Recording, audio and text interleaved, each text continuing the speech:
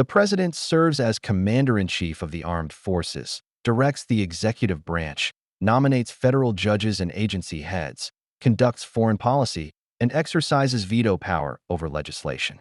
The office was designed as a strong but checked executive, powerful enough to act decisively but constrained by Congress, the courts, and the electorate through 4-year terms and a 2-term limit.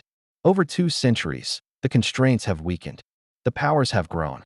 Each administration inherits expanded powers from its predecessors and typically expands them further.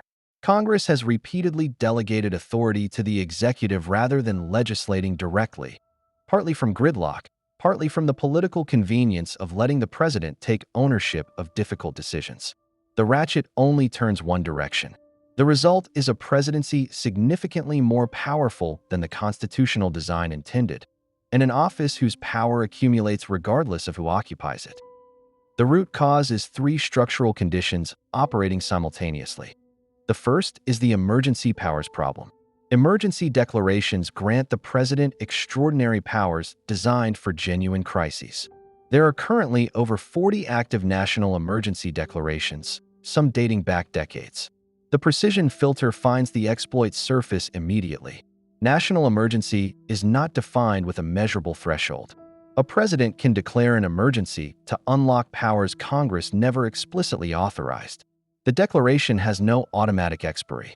Congress must act affirmatively to end it, which requires overcoming the same gridlock that makes legislative action difficult in the first place. The second is executive order accumulation. Executive orders are legitimate tools for directing executive branch operations. They have expanded in scope to function as quasi-legislation, establishing policy that would otherwise require congressional action. Each administration builds on the precedents of the previous one. The alignment audit finds drift. Executive orders were designed to direct executive operations within existing statutory authority. They now regularly establish new policy frameworks the legislature never enacted. The third is the 4-year incentive cycle. The president faces re-election after 4 years. The architecture rewards decisions that produce visible short-term results over decisions that address long-term structural problems. Infrastructure investment, institutional reform, climate policy. These produce benefits on timescales longer than a single term. The architecture systematically underproduces long-term governance and overproduces short-term visible action. One example is the National Emergencies Act of 1976. Congress passed it after recognizing that emergency declarations had accumulated without limit, and designed it to give Congress the ability to terminate emergencies. But the termination mechanism, a concurrent resolution, was ruled unconstitutional in 1983. Congress never fixed it. As of 2024, there were 42 active national emergency declarations. The oldest dates to 1979. The alignment audit finding is direct. The mechanism designed to constrain emergency power accumulation has itself drifted. The constraint was invalidated and never replaced. The precision filter finds the exploit surface. National emergency remains undefined with no measurable threshold.